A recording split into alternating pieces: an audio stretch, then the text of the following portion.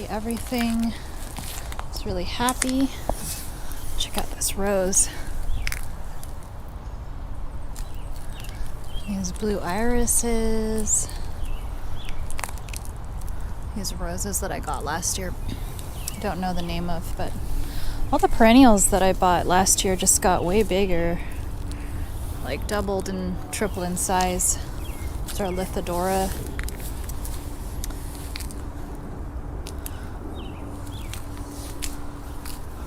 Just wanted to take a chance to take a video after a rainstorm because it's just so beautiful. Didn't want to miss the opportunity.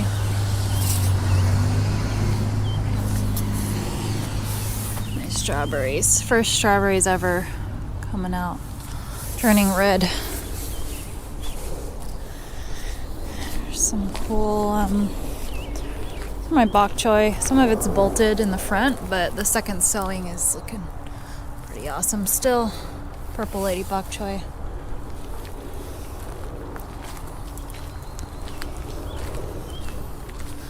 Here's a New Zealand flax I just put in.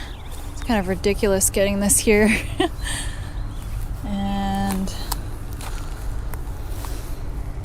that's what the veggie garden looks like.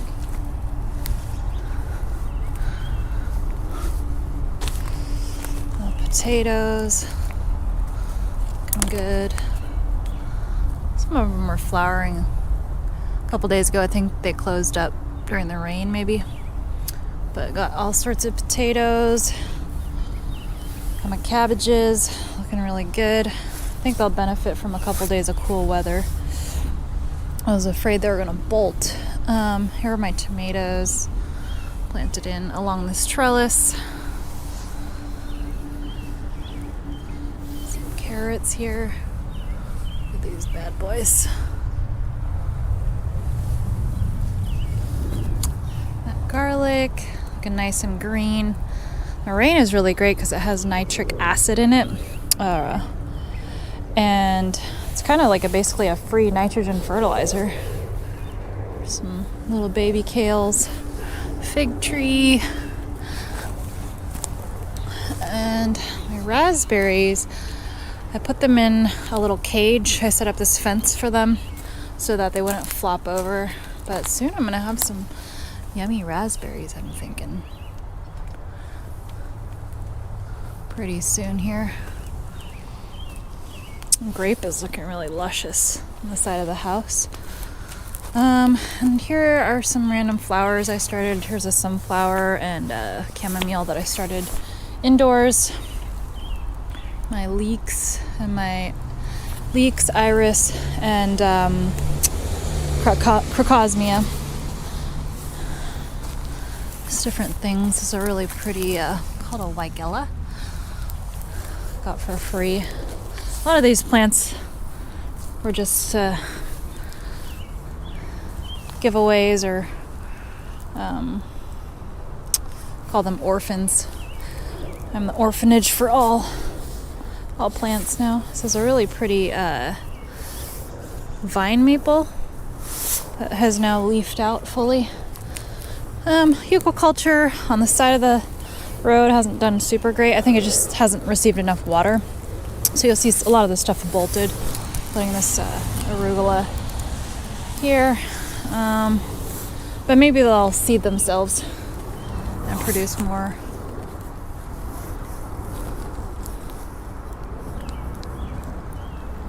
And head back to the backyard here.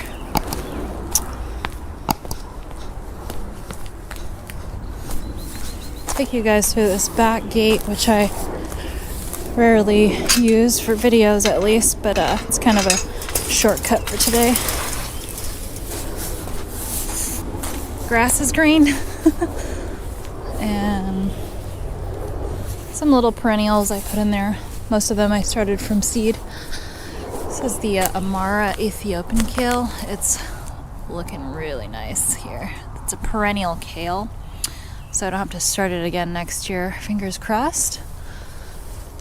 And I just kind of created these hugel beds with logs around, some soil, compost, Not very deep actually, but I did pierce through the wood chips and cardboard below to make a little hole so that the kale could find, its roots could find its way down to the actual soil without being inhibited by the like wood nitrogen stealing wood chips. Ooh, there's my honeysuckle. Look at that. Beautiful. I'm wanting that to be kind of a privacy fence. Looks like this, it's called like California lilac or something. Something like that. But it's really pretty and blue, and the bees love it. Let's see what else is going on. Oh yes, my hugel mounds are doing great. Look at that beautiful lettuce. I think it's, I want to say canasta lettuce is what it's called, but it's kind of rainbow colored, which is cool. Up here, I've got, it's kind of an experiment, but it worked pretty well. It's basically just like logs with wood chips on top, and then like chicken manure, and then compost. Chicken manure seems to really make things happy. This is a Russian kale. Look at that beautiful kale. Looks all the more happy in the rain. Quinoa, cute little beads of water on that. Quinoa, which hopefully I can harvest because I like to eat quinoa. It's not going to be a lot, but has really cool flowers. It's called the Brightest Brilliant variety. This is a Monstro de Veriflay spinach. And last but not least, arugula, which for some reason has bolted even though it's in the shade. Maybe it's just stressed or something. No idea. This is a dogwood tree. It was given to me. Beautiful. A little bit yellow on the tips, but hopefully it'll do okay this year. Just trying to get it established. Let's see what else we got here. Cherry tree. There's some, I'll show you the cherries on there. Look at that. I'm gonna put netting on these this year. Last year they got